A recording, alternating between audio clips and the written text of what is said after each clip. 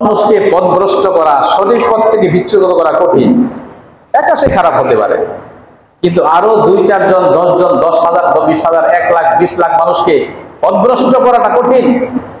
কিন্তু একজন আলেম খুব সহজেই হাজারো লাখো মানুষকে পথভ্রষ্ট করে দিতে পারবে, জান্নাত থেকে জাহান্নামের পথে নিয়ে যেতে পারবে, এবং খুব আনন্দ চিত্তে, খুশিতে লাফিয়ে লাফিয়ে জাহান্নামে গিয়ে পড়বে। মনে করবে আমি ঠিক আছি, সঠিক মনে করে, জান্নাতের পথ মনে করে জাহান্নামে যাবে। আর এই কাজটা সহজে করতে পারবে আলেম। আল্লাহ তাআলা বলেন, ইউদিল্লু বিহি কাসীরা ওয়া ইয়াহদি বিহি কাসীরা। আলেমরাই পারবে এই কোরআন দিয়ে, কোরআনের রেফারেন্স দিয়ে হাজারো লাখো কোটি মানুষকে জান্নাতের পথের পথিক বানিয়ে জান্নাতে পৌঁছে দিতে। ওয়া ইউদিল্লু বিহি কাসীরা, এই কোরআনের দলিল দিয়ে, কোরআনের প্রমাণ দিয়ে হাজারো লাখো মানুষকে জাহান্নামে পৌঁছে দিতে পারবে। কোরআনের দলিল দিয়ে কি আলেম ছাড়া পারবে? পারবে না। পৃথিবীর মধ্যে যত ভ্রান্ত দল আছে, আল্লাহ রাসূল বলেছেন কিনা আপনারা জানেন না, যে কিয়ামতের দিন উম্মতের দল হবে মুসলমানদের দল হবে 73টা। কয়টা? জাহান্নামী কয় দল বলেন? জান্নাতি 1। এই 72 দলের প্রধান শিল্পপতি, ইঞ্জিনিয়ার, ডাক্তার, রাষ্ট্রপ্রধান, এমপি, মন্ত্রী কে? আলেম। এবং ওই যুগের শ্রেষ্ঠ আলেম, ওই যুগের শ্রেষ্ঠ আলেম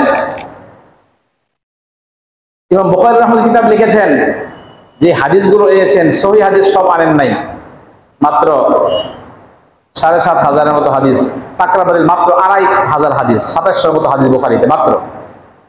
এই হাদিসগুলো এনেছেন তিনি 1 লক্ষ সহিহ হাদিস থেকে বাছাই করেছেন, প্রাসঙ্গিক বলতেছে। কিন্তু উনি একটা টার্গেট নিয়ে হাদিসগুলো এনেছেন, প্ল্যান ছিল না মাথায়। একটা বাব রচনা করেছেন, অধ্যায়, শিরোনাম। এই শিরোনাম রচনা করেছেন কেন? ওই জমানার ভ্রান্ত দল কি আছে, ওই ভ্রান্ত দলের ভ্রান্ত মতবাদকে খণ্ডন করার জন্য উনি শিরোনাম রচনা করে হাদিস এনেছেন। ভ্রান্ত দলের মতবাদ খণ্ডন করেছেন। মুতাজিলা নাম শুনছেন না? খারেজি, রাফেজি, শিয়া, এই সব দলের প্রধান হলো আলেম। মুতাজিলার যে প্রধান হাসান বসরির নাম শুনছেন আপনারা? তাবেঈ, হাসান বসরি রাহমাতুল্লাহ আলাইহি, তাবেঈ। অনেক সাহাবীদের থেকে ইলম নিয়েছেন। আবু হুরায়রার ছাত্র, অসংখ্য সাহাবীদের ছাত্র হাসান বসরি। হাসান বসরির ছাত্র মুতাজিলার যে ভ্রান্ত দলের প্রধান হলো সে। উস্তাদের সাথে লেগে গেছে, উস্তাদের সাথে। এই কথাগুলো বলতেছি, শুনেন, আমার পরবর্তী কথাগুলো বোঝার জন্য দরকার লাগবে। হাসান বসরি হাদিস পড়া, হাসান বসরি লেগে গেছে তর্ক উস্তাদের সাথে। উস্তাদ বলে এরকম, ছাত্র বলে আরেক রকম, মানে না, উস্তাদের কথা বুঝে আসে না তার।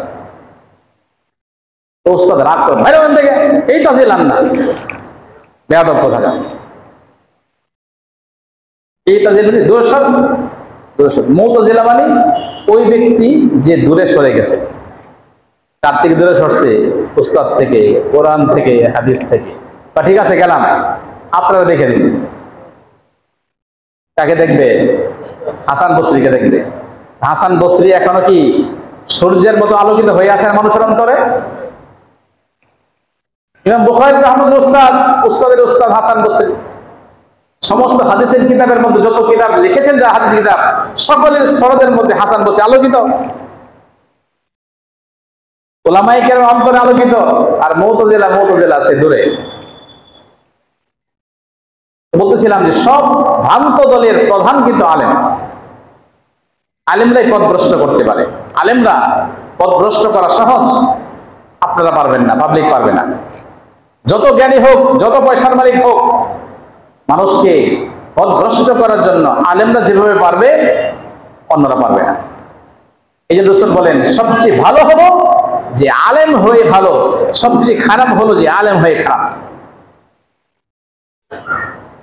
মোহতারাম হাজরিন, বলতেছিলাম সারা পৃথিবীর শয়তান মানুষ শয়তান, জিন শয়তান এবং মুসলমান ছাড়া যত মত এবং ধর্মের লোক আছে, রাসূল ঘোষণা করে যে সব ধর্মের লোক হলো এক ধর্ম।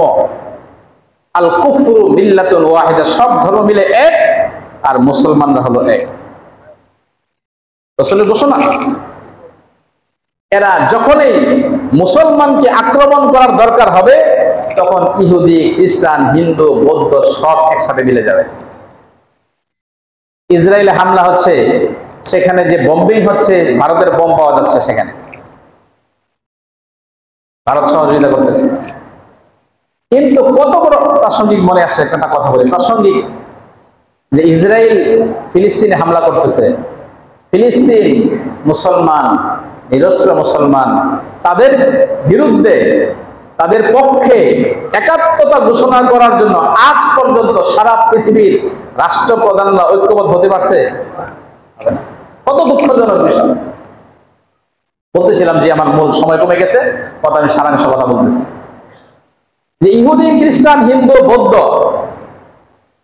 এবং মুসলমান নামধারী বেঈমান, ফাসেক, ফুজ্জার যারা আছে, তাদের সমস্ত কিছুর মিশন এবং টার্গেট খুব খেয়াল করে শোনেন।